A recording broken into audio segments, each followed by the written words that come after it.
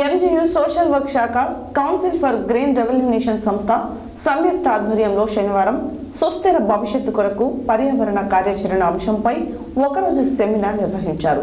Arts కళాశాల principal K అరుణప్రియ అధ్యక్షతన జరిగిన సమావేశంలో ప్రధాన వక్త ఆచార్య డివి రెడ్డి, ప్రిన్సిపల్ ఎన్ఐటి బెంగళూరు వారు హాజరై మౌలిక సదుపాయాలు, పర్యావరణంపై ప్రభావం అంశంపై విద్యార్థులను ఉద్దేశించి ప్రసంగించారు.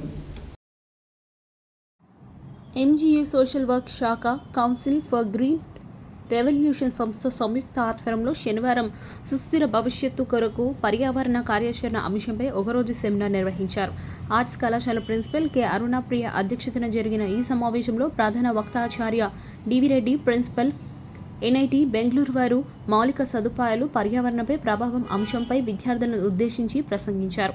ఈ సందర్భంగా వారు మాట్లాడుతూ పర్యావరణ హితమైన మౌలిక వసతుల రూపకల్పనకు మరిన్ని ప్రయోగాలు జరగాల్సిన అవసరం ఉందని అన్నారు.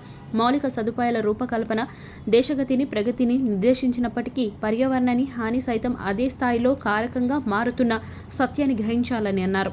ఈ రంగంలో మెరుగైన పరిశోధనలు జరగాల్సిన అవసరం ఉందని అన్నారు.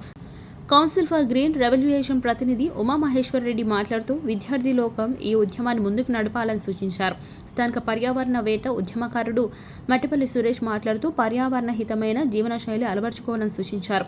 పర్యావరణ హితమైన వస్తువులను వాడటం, ప్రోత్సహించడం, నిరాకరించటం అవసరమన్నారు. విశ్వవిద్యాలయాలలో అటువంటి మార్పులకు వేదికలై సమాజానికి ఒక దిక్కుసూచిక మారాలని కోరారు.